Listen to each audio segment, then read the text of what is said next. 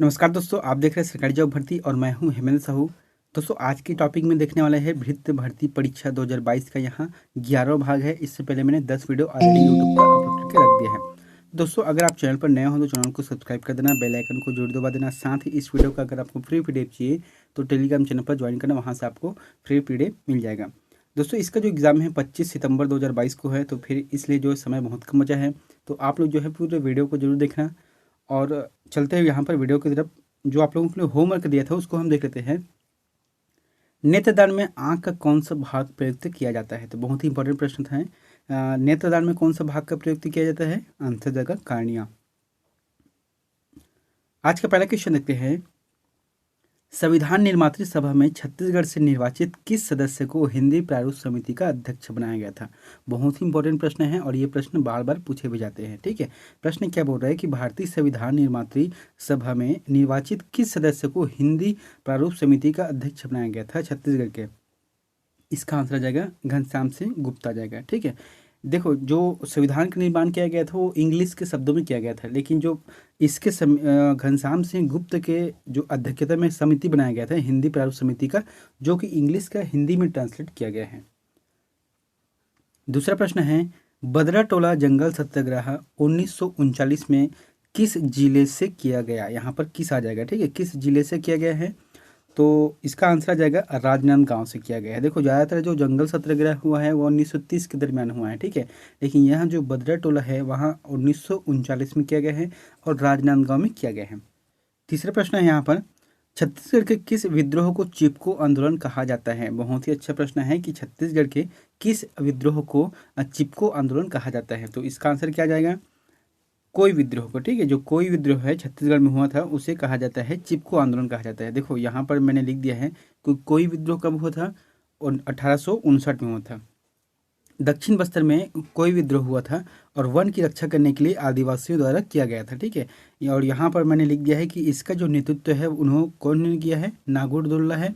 और क्या था नारा? एक साल वृक्ष के पीछे एक व्यक्ति का सिर। ये इंपॉर्टेंट है, इसको याद रखना है। ठीक है, देखो इसके बारे में बता देता हूँ। देखो, छत्तीसगढ़ में जो चिपको आंदोलन हुआ था उसके लिए जो है इतिहास है कि जो 1971 में है ना, 1971 या फिर 1973 में कहाँ हुआ था? उत्तराखंड में चिपको आंदोलन हुआ था, जिसका नेतृत्व सुंदरलाल बहुगुणा ने किया था। ठीक है, तो 1973 में जब चिपको आंदोलन हुआ था और 1859 में जो कोई विद्रोह हुआ था, तो उस समय तो कोई विद्रोह हुआ था, लेकिन अभी के जो इतिहासकार ने इसे चिपको आंदोलन कहा है। चौथा प्रश्न है कि बच्चों से संबंधित आभूषण नहीं है। यहाँ पर जो 4 ऑप्शन दिया गया है, बगनखा, ठुमड़ा, मंगुआ और जो है चुरुआ। इसका आंसर आ जाएगा चुरुआ। ठीक है, जो चुरुआ है वहाँ जो पुरुषों में पहना जाता है, जो हाथ में पहनते हैं ना, जैसे चूड़ा, जैसे कड़ा है, उसी को कहा जाता है चुरुआ। और बाकी जो तीनों है वहाँ बच्चों से संबंधित आभूषण है। पांचवा प्रश्न है कि भुंजिया जनजाति विकास प्राधिकरण का गठन किस जिले में किया गया है? बहुत अच्छा प्रश्न है कि भुंजिया जनजाति विकास प्राधिकरण का जो गठन है वहाँ कब किया गया है, मतलब कौन से जिले में किया गया है? तो इसका आंसर क्या जाएगा? गरियाबंद आ जाएगा। गरियाबंद जिले में किया गया है भुंजिया जनजाति विकास प्राधिकरण का गठन। और यहाँ पर इसके लिए महत्वपूर्ण क्या है कि राज्य शासन द्वारा 2002 और 3 में इसके लिए गठित किया गया है। छठा प्रश्न है, छत्तीसगढ़ जनजाति में परिजा जनजाति को कितने वर्गों में बांटा गया है? तो जो परिजा जनजाति है उसे कितने वर्गों में बांटा गया है छत्तीसगढ़ में? इसका आंसर आ जाएगा 4 वर्गों में बांटा गया है। कौन कौन से 4 वर्ग है? एक है बड़ा परिजा है, खेड़ा परिजा है, जोड़िया परिजा है और सोड़िया परिजा है। यानी कि 4 वर्गों में इसे बांटा गया है। और परिजा जनजाति जो है यहाँ गौड़ जनजाति की एक शाखा है। सातवां प्रश्न है, प्रसिद्ध पर्यटन स्थल तकिया स्थित है। तो जो तकिया है, जो पर्यटन स्थल है, वह कौन से जिले में स्थित है? इसका आंसर आ जाएगा अंबिकापुर। अंबिकापुर में स्थित है प्रसिद्ध पर्यटन स्थल तकिया। ये जो है मुस्लिम धर्म का प्रसिद्ध स्थान है, जिसे तकिया मजार भी कहा जाता है। और एक और है, ठीक है, जो लुथरा शरीफ, जो कि बिलासपुर में है। इसको भी याद रखना, 2 जगह है मुस्लिम धर्म स्थल। आठवां प्रश्न है, तेलासी बाड़ा निम्न में से किससे संबंधित है? तो किससे संबंधित है तेलासी बाड़ा? जो है इसका आंसर आ जाएगा सतनाम पंथ। जो सतनाम के मानने वाले हैं वो लोग तेलासी बाड़ा से संबंधित है। वहाँ पर जो सतनामी धर्म के जो प्रवर्तक हुए हैं गुरु घासीदास बाबा के, वहाँ पर स्मारक है। 9वां प्रश्न है, निम्न में से कौन सा पुरस्कार पुलिस प्रशासन के क्षेत्र में दिया जाता है? तो कौन सा पुरस्कार है जो कि पुलिस प्रशासन के क्षेत्र में दिया जाता है? इसका आंसर आ जाएगा चौथा नंबर, यानी कि लखनलाल मिश्र सम्मान दिया जाता है, पुलिस प्रशासन के क्षेत्र में दिया जाता है, जो अच्छे काम करते हैं या फिर अपराध अनुसंधान के क्षेत्र में। आंसर आ जाएगा चौथा। 10वां प्रश्न है, छत्तीसगढ़ की इस विभूति को अंतर्मन के कवि की उपाधि प्राप्त है। तो छत्तीसगढ़ के किस ऐसे कवि हैं जिनको अंतर्मन की कवि के रूप में उपाधि प्राप्त है? इसका आंसर आ जाएगा गजानन माधव मुक्तिबोध। गजानन माधव मुक्तिबोध को यहाँ प्राप्त है। 11वां प्रश्न है कि राज्य में मनियाई नदी निम्न में से किस नदी की सहायक है? तो राज्य की जो मनियाई नदी है जो कि मुंगेली जिले से निकलती है, वहाँ किस नदी की सहायक नदी है? इसका आंसर आ जाएगा शिवनाथ नदी है ना, शिवनाथ नदी की सहायक नदी है। 12वां प्रश्न है, राज्य में बहने वाली सबसे बड़ी नदी है। बहुत ही अच्छा प्रश्न है कि राज्य में, छत्तीसगढ़ राज्य में बहने वाली सबसे बड़ी नदी कौन सी है? इसका आंसर आ जाएगा शिवनाथ नदी। यहाँ पर समझना प्रश्न को, जो बहने वाली बात किया है। यहाँ पर क्या है कि जो महानदी है वहाँ टोटल जो छत्तीसगढ़ से निकल के जो उड़ीसा की जो खाड़ी में जाकर मिलती है सागर में, तो वो उसकी लंबाई है कुल मिलाकर 858 किलोमीटर है, लेकिन छत्तीसगढ़ में सिर्फ वहाँ 286 किलोमीटर बहती है। और जो शिवनाथ नदी है वहाँ छत्तीसगढ़ से जो मतलब राजनांदगांव के जो पानाबरस पहाड़ी से निकल कर बहती है, तो 290 किलोमीटर बहती है और यह शिवनारायण के निकट महानदी में मिल जाती है। 13वां प्रश्न है, कलचुरी राजवंश के निम्न में से किस शाखा ने छत्तीसगढ़ में राजनीतिक सत्ता स्थापित की? तो कलचुरी राजवंश की कौन सी शाखा है जिन्होंने छत्तीसगढ़ में राजनीतिक सत्ता स्थापित की है? आंसर आ जाएगा लाहौरी शाखा। लाहौरी शाखा है जो कि त्रिपुरी से है। ठीक है। 14वां क्वेश्चन है, खूब तमाशा नामक काव्य ग्रंथ की रचना किस कवि ने की थी? बहुत ही अच्छा प्रश्न है कि खूब तमाशा नामक जो काव्य ग्रंथ की रचना है वह किस कवि ने की थी? इसका आंसर आ जाएगा गोपाल मिश्र ने की थी। 15वां प्रश्न है, छत्तीसगढ़ी उपन्यास मोंगरा के रचनाकार है। तो मोंगरा के रचनाकार कौन है छत्तीसगढ़ी? इसका आंसर क्या आ जाएगा? शिव शंकर शुक्ल। शिव शंकर शुक्ल जिनकी उपन्यास है मोंगरा, और इसके रचनाकार कौन हुए? शिव शंकर शुक्ल है। 16वां प्रश्न है, रिक्त स्थान भरिए। देखो यहाँ पर जो दिया गया है उस स्थान को भरना है। तो यहाँ पर क्या दिए गए है? जब आइस बादर खाली स्थान सूरज मुँह तो पिस फरिया। तो देखो यहाँ पर जो है बादर हो गए हैं, इसको बादर आ जाएगा। ठीक है। तो जब आइस बादर खाली स्थान सूरज मुँह तो पिस फरिया, तो भैया करिया सिरिया छलिया, इसका आंसर आ जाएगा करिया। ये जो है व्यापक में पूछा भी गया था कि जब आइस बादर करिया सूरज मुँह तो पिस फरिया। 17वां प्रश्न है, चौड़ छींचना मुहावरे का अर्थ है। छींचना मतलब छीतना है ना, छत्तीसगढ़ी में छीतना। तो चौड़ छींचना मुहावरे का अर्थ है। तो यहाँ है जादू करना। गांव देहात में खासकर से बोलते हैं, जैसे कि चावल छिड़क देते हैं तो उसको जादू कर दिया है, टोना कर दिया है। 18वां प्रश्न है, केरा पान कस डोलना से आशय है। केरा पान मतलब जो केला का पत्ता रहता है उसकी तरह डोलना, इधर उधर डोलना मतलब क्या हो जाएगा? इसका आंसर क्या रहेगा? विचलित रहना। जो जिसका मन हमेशा विचलित रहता है वह इधर उधर डोलते रहते हैं, इसीलिए कहा गया है इसका केरा पान कस डोलना से आशय है विचलित रहना। 19वां प्रश्न है कि फूल कुचलना से आशय है। तो फूल कुचलना से आशय क्या है? इसका आंसर क्या आ जाएगा? देव आराधना करना। जैसे कि आप लोगों ने देखा भी होगा कि दीपावली के समय जो गौरा गौरी निकलते हैं उससे पहले, उसके 2 दिन पहले रात में करते हैं फूल कुचल। 20वां प्रश्न है, लज्जित होने के लिए छत्तीसगढ़ी मुहावरा क्या है? लज्जित होना के लिए छत्तीसगढ़ी मुहावरा क्या है? ऑप्शन दिया गया है, चितले उतरना, छेरिया होना, लोटा धरना या फिर दांत निपोड़ना। तो इसका आंसर आ जाएगा दांत निपोड़ना सही रहेगा। ठीक है। 21वां प्रश्न है कि सूखा डबरी माँ बगुला फटफटाए। क्या बोल रहा है कि सूखा डबरी माँ बगुला फटफटाए? तो इसका आंसर आ जाएगा मुर्रा, है ना। जैसे कि धान को रेत में डालोगे, ठीक है, गर्म रेत में डालते हैं तो फिर वहाँ मतलब फूटने लगते हैं। 21वां प्रश्न है, भक्ति रस कवित्री मीराबाई थी। तो मीराबाई क्या थी? भक्ति रस की कवित्री थी।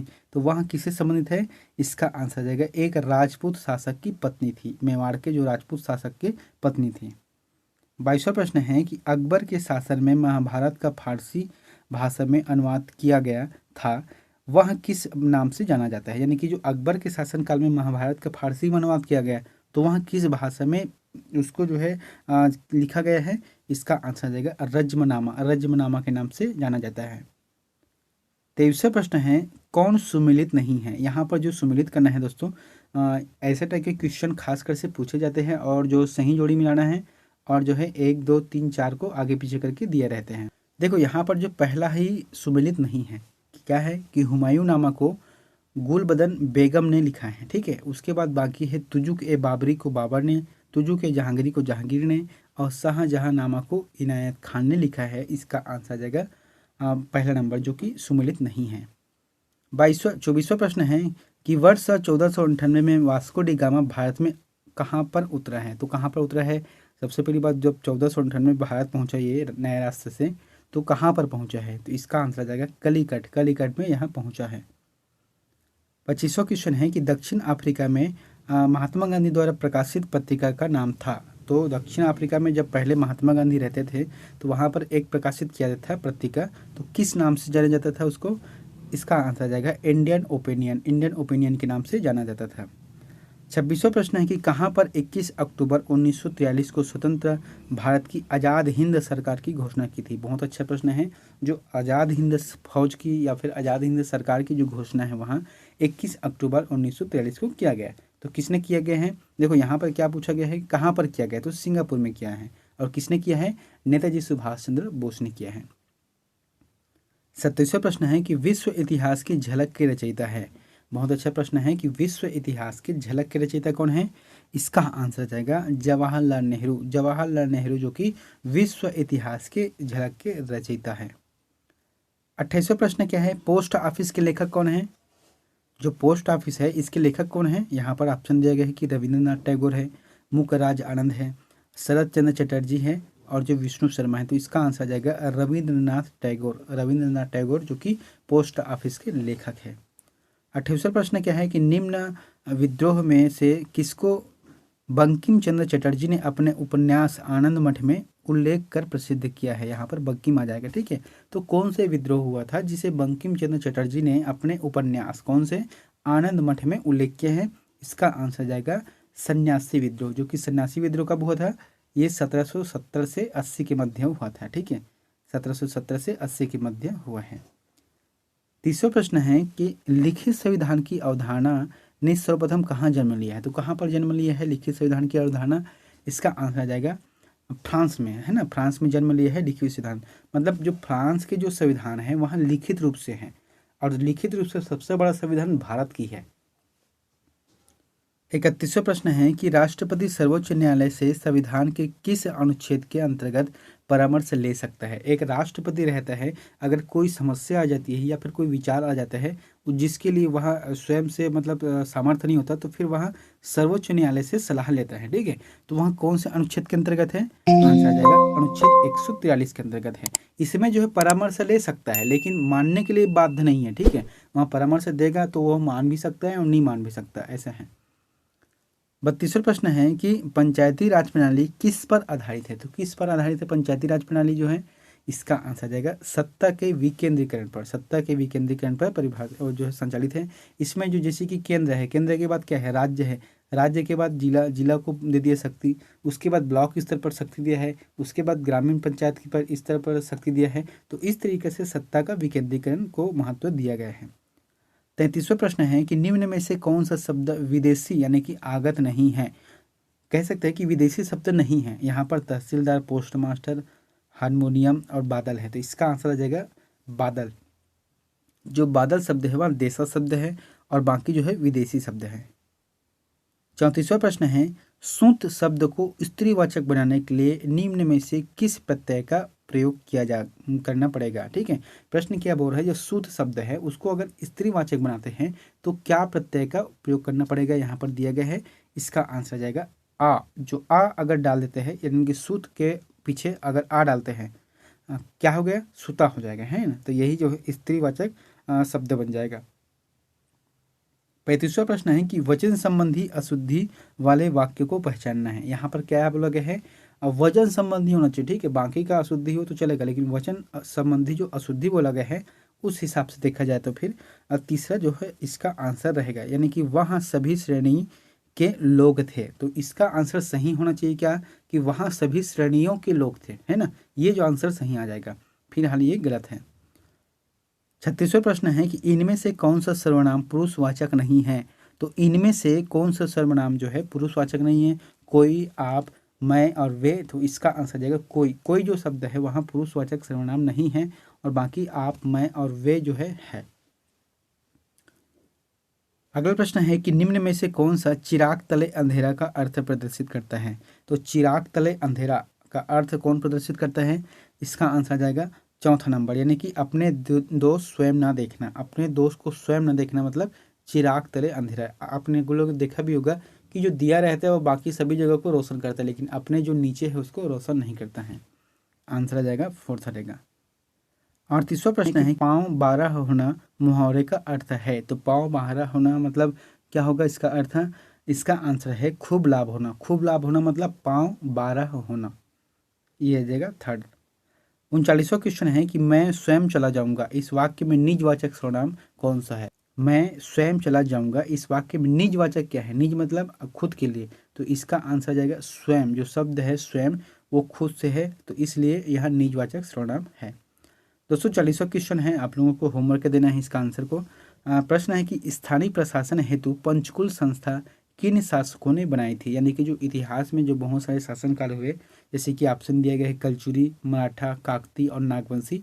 इन शासकों में जो अपने स्थानीय प्रशासन को चलाने के लिए जो पंचकुल नामक संस्था बनाई थी, वहाँ कौन से शासकों ने बनाई थी, इसका आंसर हमें कमेंट करके देना है। दोस्तों अगर वीडियो आप लोगों को अच्छा लगा तो प्लीज़ चैनल को सब्सक्राइब कर देना, बेल आइकन को जरूर दबा देना। मिलते हैं नेक्स्ट वीडियो में एक नई जानकारी के साथ। Thank you.